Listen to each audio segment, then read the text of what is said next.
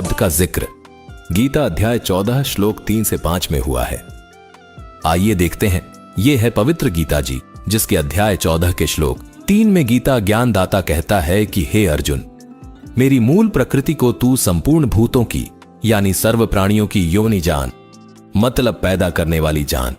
वो प्रकृति गर्भ धारण करने वाली है। मैं उस योनि में गर्भ को स्थापना करता हूं। इसके संयोग से सब प्राणियों की उत्पत्ति होती है। फिर गीता अध्याय 14 श्लोक 4 में यह ब्रह्म कहता है कि हे अर्जुन, सब योनियों में जितनी मूर्तियां अर्थात शरीरधारी प्राणी उत्पन्न होते हैं, मूल प्रकृति तो उन सब की गर्भ धारण करने वाली माता है और मैं बीज को स्थापना करने वाला पिता हूं।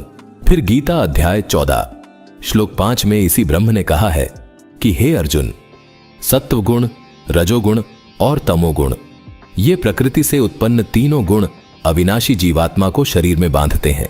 यहां गीता ज्ञानदाता, जो ब्रह्मा विष्णु महेश के पिता हैं, ये श्री कृष्ण में प्रवेश करके कहते हैं कि हे अर्जुन, इस मूल प्रकृति से सब प्राणियों की उत्पत्ति होती है और उस मूल प्रकृति के गर्भ में मैं बीज स्थापित करता हूं तथा तीनों गुण यानी रजगुण ब्रह्मा, सतगुण विष्णु तथा तमोगुण शिव इसी मूल प्रकृति से पैदा हुए हैं और इस संसार में ये तीनों ही सबको बांधे हुए हैं। भागवत पुराण से सिद्ध करते हैं कि ये मूल प्रकृति देवी दुर्गा जी हैं और इनके पति ब्रह्म हैं और इसी ब्रह्म और देवी दुर्गा से तीनों देवताओं ब्रह्मा विष्णु महेश की उत्पत्ति हुई है। देखिए, यह देवी भागवत पुराण, जिसके तीसरे स्कंद के पृष्ठ 135 पर लिखा है।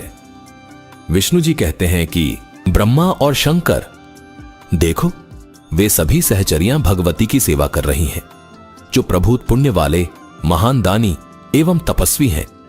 उन्हीं को कल्याण स्वरूपिणी भगवती भुवनेश्वरी के दर्शन मिलते हैं। रागी जन इनका दर्शन नहीं कर पाते। ये मूल प्रकृति है। यहां साफ लिखा है कि ये मूल प्रकृति है, मतलब देवी दुर्गा जी ही मूल प्रकृति है।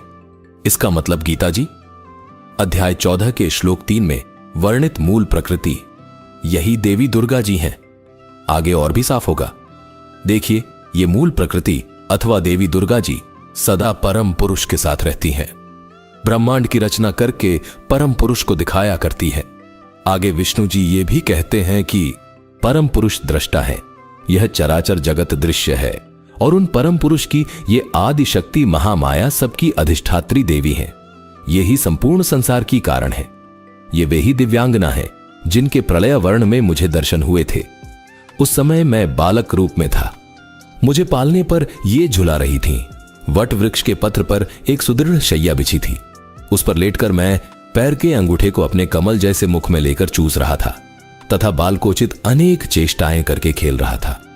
मेरे सभी अंग अत्यंत कोमल थे। मैं बालक बनकर सोया था और ये देवी गाकर मुझे झुलाती थीं। वे ही ये देवी हैं, इसमें कोई संदेह की बात नहीं रही। इन्हें देखकर मुझे पहले की बात याद आ गई। ये हम सबकी जननी है। दर्शकों, देवी भागवत से ये बिल्कुल स्पष्ट हो गया कि मूल प्रकृति देवी दुर्गा को कहते हैं और मूल प्रकृति में बीज स्थापित करने वाला गीता ज्ञानदाता है, जो कि ब्रह्म है, और मूल प्रकृति यानी दुर्गा इसकी पत्नी है और ये दोनों ही ब्रह्मा विष्णु महेश के माता पिता हैं।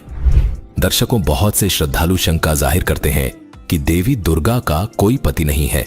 आइए आपको देवी भागवत के तीसरे स्कंद के अध्याय 5 से ये भी प्रमाणित कर देते हैं। ये है श्रीमद् देवी भागवत भाग 1, खेमराज श्री कृष्णदास प्रकाशन, मुंबई, तीसरा स्कंद अध्याय 5 मंत्र 12, जिसमें लिखा है, शंकर जी देवी दुर्गा को कहते हैं कि हे जगदम्बिके, तुम अपनी इच्छा से जगत की उत्पत्ति और पालन करती हो और अपनी कला से ही इच्छा पूर्वक नाश कर सकती हो।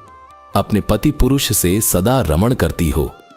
दर्शकों, यहां बिल्कुल साफ लिखा है कि हे जगदम्बिके, आप अपने पति के साथ सदा रमण करती हैं। यहां स्पष्ट हो गया कि ब्रह्मदेवी दुर्गा के पति देव यानी पति पुरुष हैं। आगे लिखा है कि हे शिवे, हम तुम्हारी गति नहीं जानते, हे जननी। यहां भी साफ लिखा है कि हे जननी यानी हमें पैदा करने वाली हो। लिखा है कि हे जननी, युवती भाव में भी प्राप्त हुए हमको चरण कमल की सेवा दीजिए। आपके चरण कमल की भक्ति के बिना सुख कहां है।